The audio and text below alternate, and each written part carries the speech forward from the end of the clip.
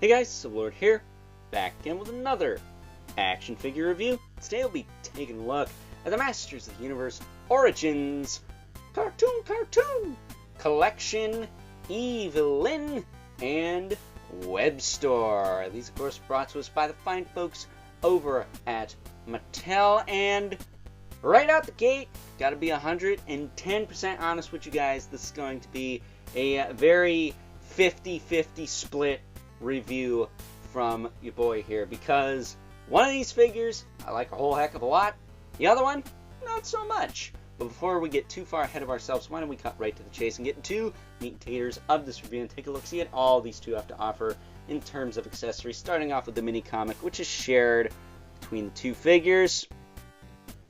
Comes with a pamphlet, show you how to take apart your figures in case you're a bozo and don't know how to do that. That said, on the back, you do get a cross-sell of the other cartoon collection figures, which we should be taking a look-see at, I want to say tomorrow, if everything goes well, and I get them in time. But that, of course, would be my boy Clawful and Spikor, the living loofah, as I tend to call him. So, that said, as far as actual accessories go, Evil-Lyn comes with this dinky ass wand. I mean, seriously, my dick is longer than that, but whatever.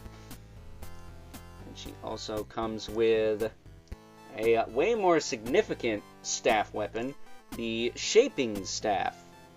This is the second shaping staff we've ever gotten in the life of Masters of the Universe. The first one, of course, being from the Masters of the Universe Revelation Skeletor. Speaking of which, we will be busting out the cartoon collection one for comparison a little later, so stay tuned for that.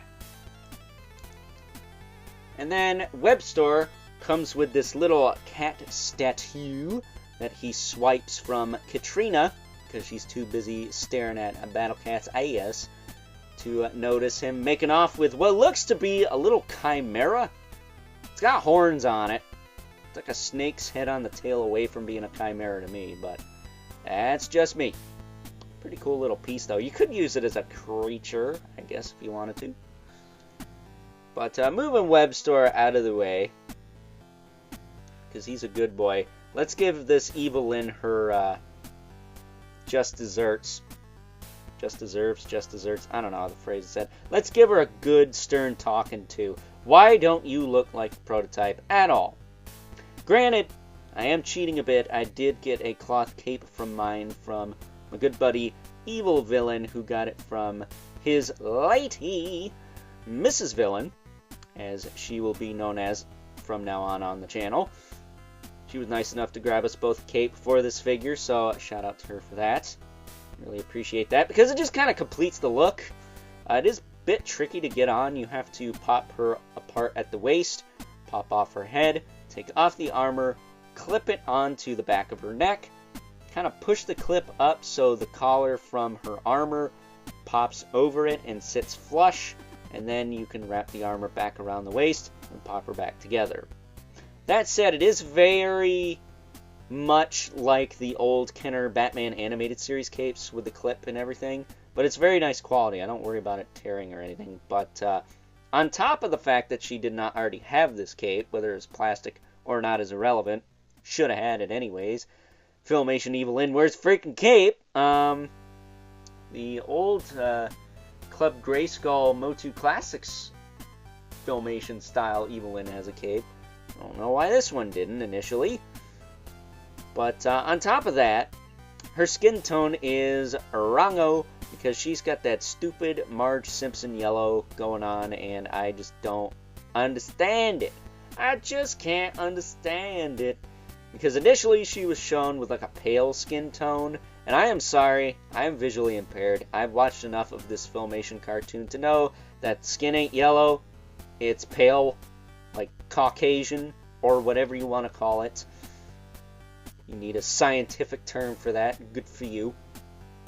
But if you're going to tell me that this is supposed to be yellow, then all I got to say to you, Mr. Magoo, is you need spectacles, because in the cartoon, it is pale Caucasian. That's all there is to it. That said, she looks fine. I mean, she's a retool of freaking Tila, so, you know, not much going for her there. I will say mine is tricky to stand. Of course, she's going to stand now, bitch.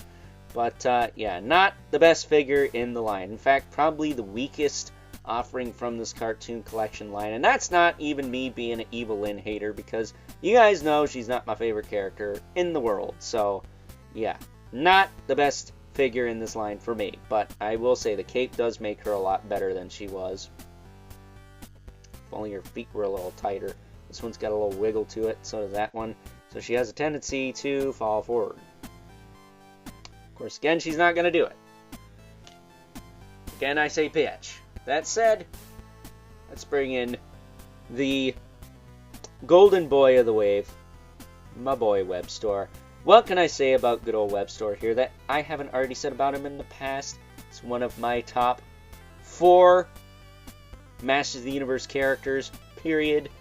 Scareglow, Clawful, Webstor, Merman. I'll even throw Too Bad in there to mix it up, because I do like that whole two-headed, you know, 2 guys merged together concept. I think that's cool. But Webstor here is awesome. He's got a very much improved backpack from the original Origins release. You can just yank this thing out and then reel it back in with this little wheel on his back. Takes a minute to do it, especially if you pull it all the way out. That's what she said.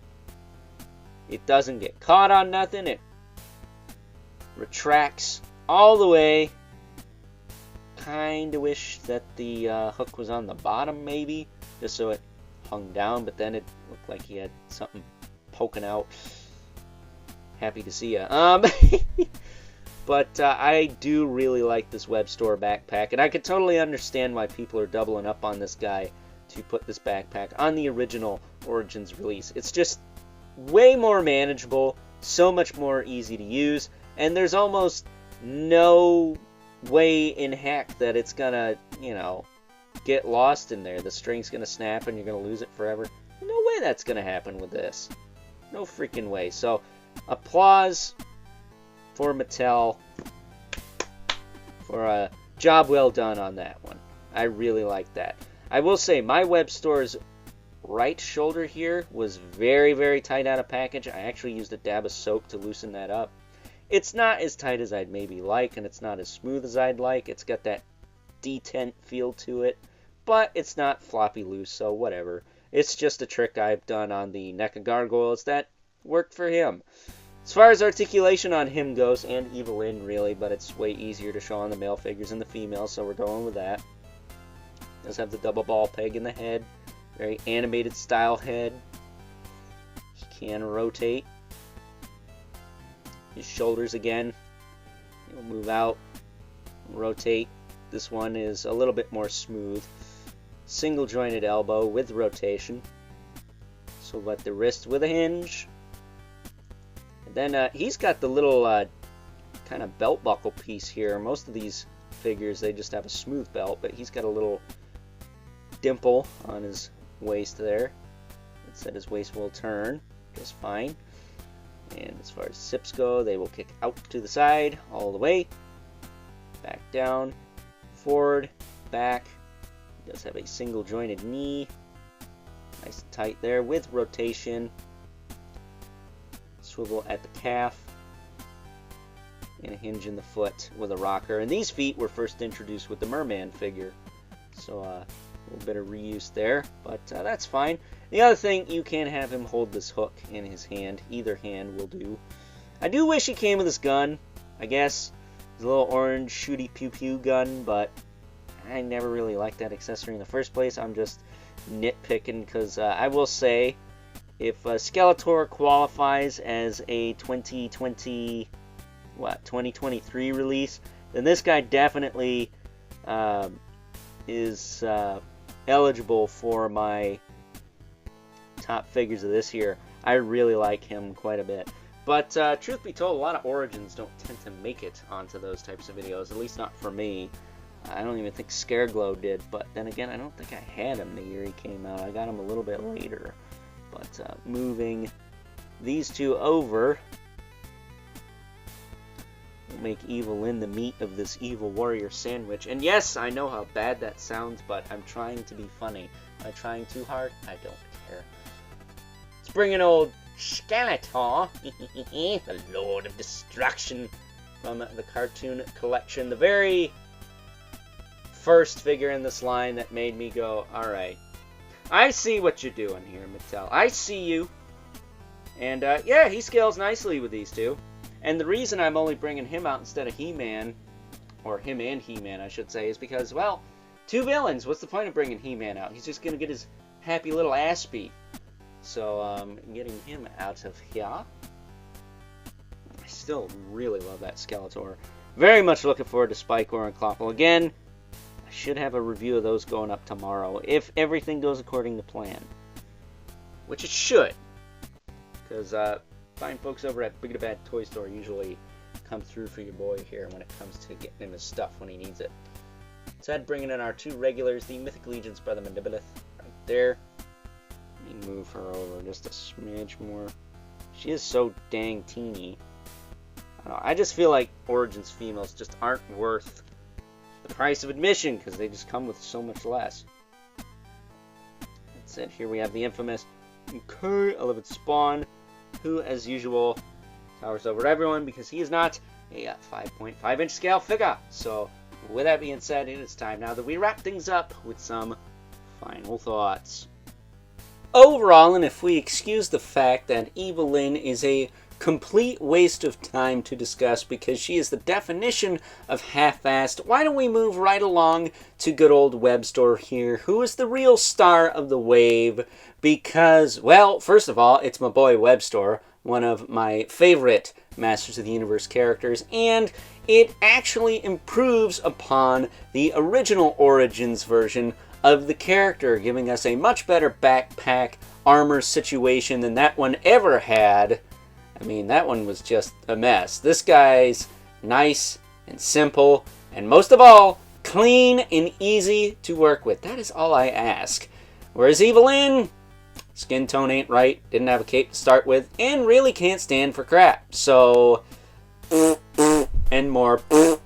Once again, the female figures in Origins fail miserably to impress me. So, with that being said, I hope you guys enjoyed this review. Until next time, I'll catch you guys later.